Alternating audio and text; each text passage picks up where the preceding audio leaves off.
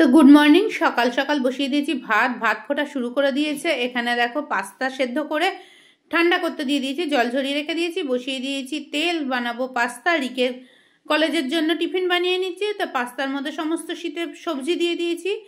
তো আশা করি আমার সব বন্ধুরা ভালো আছো আর আমরাও ভালো আছি। স্কিপ না করে ভিডিওটা দেখতে থাকো। আজকে তোমাদের সামনে একটা ছোট্ট ভিডিও নিয়ে এসেছি। বেশি কিছুই করিনি আজকে, সারাদিন যা করেছি সবটা তোমাদের সামনে তুলে ধরিনি। যাই হোক, পাস্তা মশলাটা দিয়ে দিলাম এর মধ্যে। এখন দেখো আমার সবজিগুলো কিন্তু সব ভাজা হয়ে গেছে। পাস্তাটা কিন্তু রেডি করে নিচ্ছি, কারণ তোমরা সবাই জানো রিক বেরোয় 7:30টার মধ্যে। তো সকালবেলা, শীতের সকাল, বুঝতে পারছো কত তাড়াহুড়ো। তো টিফিন বক্স ভর্তি করে পাস্তা দিয়ে দিয়েছি। ওরা সব বন্ধুরা খাবে একসাথে মিলে। এখানে বসিয়ে দিয়েছি আলু পেঁয়াজ দিয়ে বাটি চচ্চড়ি, আর এদিকে বিস্কুট গুছিয়ে দিচ্ছি। তো ডিম নিয়ে নিচ্ছি। দেখো ডিমগুলো কত বড় বড় ছিল। আর হাঁসের ডিম, ডবল ডিমের অমলেট বানানো হচ্ছে। তবে আমার কিন্তু হাঁসের ডিমে অমলেটের থেকে কিন্তু এমনি ডিমটা খেতেই ভালো লাগে। আমার কুসুমটা খেতে দারুণ লাগে। তোমাদের কার কার ভালো লাগে অবশ্যই কমেন্ট করে জানাবে। কিন্তু অমলেটটা হয়েছে কত বড়, দেখতে পাচ্ছ।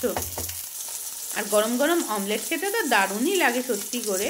কিন্তু হাঁসের ডিমের আমার আবার কুসুমটা এমনি খেতেই বেশি ভালো লাগে। যাই হোক, আর বকবক করবো না, এটা এখন দিতে চলে যাবো। রিক খেতে বসে পড়েছে। তো ওরটা ঠান্ডা করে দিয়েছি, দেখো ভেঙে দিয়েছি ওর টেবিলে। সবার খাওয়ার কিন্তু হয়ে গেছে। আমার ডিমের অমলেটটা পরে করব। তো বাড়িতে কিছু লোক আসার কথা আছে, এখন একটু ঘরদোর পরিষ্কার করে নিই। দেখো দুটো ডিমান্ডের চাদর তুলে নিচ্ছি। চাদরগুলো কাচতে হবে, সেগুলোকে ভিজিয়ে দেবো। আর নতুন চাদর পেতে নেবো আবারও এই ডিমান্ডে। তো সেগুলোই তো করছি সকালবেলা। আজকে রান্নাঘরের কাজ পরে করব। রান্নাটা মোটামুটি হয়ে গেছে। আর তাতে একাদশী, রান্নার তোড়জোড়টা একটু কম ছিল।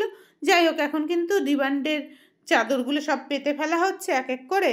আর বাকি কাজগুলো তারপরে করে নিতে হবে। আর এক হাতে দেখো ক্যামেরা ধরেছি, আর এক হাতে চাদর পাচ্ছি। তো একটা পাতা হয়ে গেছে, আর একটা ডিমান্ডের চাদর পেতে নিচ্ছি। আগে দেখো ঝাড়ু দিয়ে ঝাড় দিয়ে নিচ্ছি, তারপরে চাদরটা পেতে নেব। তো এক এক করে সমস্ত বারান্দাটাকে পরিষ্কার করে ফেলবো। দেখতে পাচ্ছ সকাল থেকে চারিদিকে কি অবস্থা হয়ে আছে। একটা কাজও কিন্তু হয়নি সকাল থেকে। তো সোফাটা পরিষ্কার করতে হবে। দেখো সব কিন্তু তোমাদের সাথে কথা বলতে বলতে আমি পরিষ্কার করে ফেলছি এক এক করে। তো এই সোফাটা দেখো একটু ধুলো পড়েছে। বাড়িতে মিস্ত্রিরা কাজ করছে যেহেতু, এমনিতেই চারিদিক ধুলোয় ভরে যাচ্ছে। আর এই সোফাটা তোমরা তো দেখেছো এর আগেও আমার। তো এগুলো পরিষ্কার করে ওপরে দিয়ে দেবো চাপা, যাতে একটু ধুলোটা কম বসে। যাই হোক, পরিষ্কার করতে করতে তোমাদের সাথে গল্প করে নিচ্ছি, ভালোই লাগছে। আর শীতের দিন যেহেতু খুব তাড়াতাড়ি কাজ করতে হবে, না হলে কিন্তু তাড়াতাড়ি বিকেল হয়ে যায়, মানে সন্ধ্যা হয়ে যায়। দেখো সোফাটা ঢাকা দিয়ে দিয়েছি। এই সোফাটাও ঝেড়ে ঝুড়ে নিচ্ছি, নিয়ে আবার এটাতেও ঢাকা দিয়ে দেবো। সমস্ত বারান্দাটাকে আজকে পরিষ্কার করতে লেগেছি, কারণ বারান্দাতেও প্রচুর জিনিস আছে আমার। তোমরা সবাই জানো এখানে কাঁচের টেবিলটার ওপর ধুলো পড়েছে, ওপরে টেবিল ক্লথটা তুলে দিয়েছি। এখন আমি কলিং দিয়ে দেখো ভালো করে মুছে দিচ্ছি কাঁচটা কলিং দিয়ে মুছলে কিন্তু পরিষ্কার হয় বেশ ভালো। তো দেখতে পাচ্ছ কতটা চকচকে হয়ে গেছে। আর এদিকে দেখো কাঠের এগুলোতে সমস্ত ধুলো পড়েছে, সব মুছে নিচ্ছি। এই গাছটাতেও একটু ধুলো পড়েছে, সেটাও একটু ঝেড়ে ঝুড়ে পরিষ্কার করে নিচ্ছি। তো সমস্ত কিছু পরিষ্কার হয়ে গেছে। ঘরদোর পরিষ্কার হলে মনটাও কিন্তু বেশ ভালো লাগে। আর এখানে আমার গানের বক্সগুলো যেখানে থাকে সেখানেও ধুলো পড়েছে, সমস্ত কিছু পরিষ্কার করে নেওয়া হচ্ছে। তো তারপর স্নান করতে হবে। এখানে জানলাটা একটু মুছে নিচ্ছি, কাঁচের জানলা, সেখানেও ধুলো পড়েছে, ভালো লাগছে না। তো আর এখন আর কোনো কাজ করিনি, কোনো কথাই হবে না আর তোমাদের সাথে। এখন ছাদে যাচ্ছি জামা কাপড় তুলতে। আর কানে দেখাচ্ছি তোমাদের, কানের দুলটা পরা হয়নি। এখানে কথা বলেছিলাম, তবে পাশে হচ্ছে পিকনিক চলছে, প্রচণ্ড গানের আওয়াজ হচ্ছে। কপিরাইটের ভয়ে মিউট করে দিতে হয়েছে। আর আমি ভাবছি রোজই কানের দুলটা পরবো, খুলেছিলাম একটু বেরিয়েছিলাম বলে, সেটা আর পড়া হচ্ছে না নানান কাজে ব্যস্ত থাকার জন্য। তা কি করা যাবে, সারাদিনে ব্যস্ততা। তোমাদের সাথে কিন্তু সেভাবে কথা হয়নি আজকে। এখন তোমাদের সামনে এলাম কথা বলতে।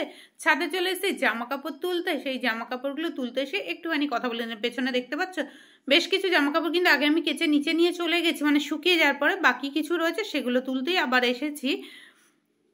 আর তারপরে একটু রেস্ট নেবো। এখন ঘড়িতে বাজে 4:30। এখন একটুখানি শোবো, তারপরে উঠে তো আবার সন্ধে পুজো সমস্ত কাজ আছে। আর কি কথা বলেছিলাম সবই মিউট করে দিয়েছি, ওই জন্য হয়তো কথাগুলো তো সাথে মিল খাচ্ছে না আমার কথার। তা কি আর করা যাবে। আর এদিকে দেখো আমার পেছন দিকে তো জামা কাপড় রয়েছেই। আর সূর্যটা দেখো অস্ত যাচ্ছে, কি সুন্দর লাগছে সূর্যটা, একবারে লাল বর্ণ হয়ে আছে। এত সুন্দর দৃশ্য দেখতে কার না ভালো লাগে বলো। তা আমি মাঝে মাঝে কিন্তু বিকেলের দিকে যখন আসি ছাদে এটা দেখতে পাই, তো তোমাদের সাথে একটু শেয়ার করলাম। ভালো লাগে বেশ দেখতে সূর্যের অস্ত যাওয়াটা। সূর্য উদয়টাও দেখতে ভালো লাগে। যাই হোক, এদিকে জামা কাপড়গুলো রয়েছে দেখতে পাচ্ছ, তো সেগুলোকে তুলতে হবে। এখানে তোমাদের দেখাচ্ছি, দেখো আমাদের তো মিস্ত্রি কাজ করছে, জানো পুট্টির কাজ চলছে, প্রাইমারের কাজ চলছে। তো এখানে প্রাইমার করা হয়ে গেছে। আর দূরে দেখো একটা জায়গা দেখতে পাচ্ছ, ওটা ট্যাঙ্কির জায়গা, ট্যাঙ্কিটা পরে বসানো হবে। তা রং এখনো হয়নি, তাতেই দেখো কতটা পরিবর্তন হয়ে গেছে, সেটাই তোমাদের সাথে একটু শেয়ার করে নিলাম। আর এবার তো জামা কাপড়গুলো তুলে নেওয়া যাক, প্রায় সন্ধ্যের কাছাকাছি হয়ে আসছে, কিন্তু একটু রেস্ট না নিলে তারপরে কিন্তু সন্ধ্যেবেলা আর কোনো কাজই করতে পারবো না। কারণ একটু আমার শুতে হয় খেয়ে উঠে, নাহলে কিন্তু ভালো লাগে না।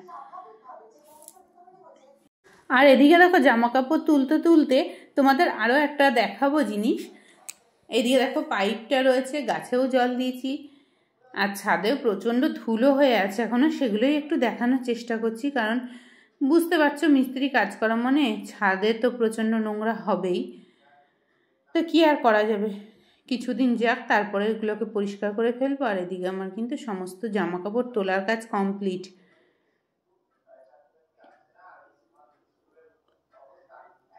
তাই দেখো এদিকে লাল টকটকে সূর্যদেবের দর্শন, আর উল্টো দিকে দেখো, উল্টো দিকে চাঁদের দর্শন, একসাথে দুটো দর্শন দেখতে পাচ্ছ।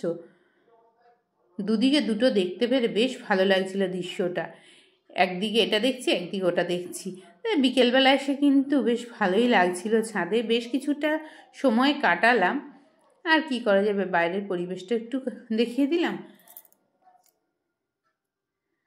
এবার তো গিয়ে শুয়ে পড়ি, কারণ গাছগুলো তোমাদের সবার পরিচিতি হয়ে গেছে, এতবার আমি দেখিয়েছি। আজ আর বেশি কিছুই ভিডিও করিনি। এর মধ্যে 2-1 দিন আগে আমাদের পাড়ায় কালী পুজো হয়েছিল, তো কালী মায়ের দর্শন করিয়ে দিলাম।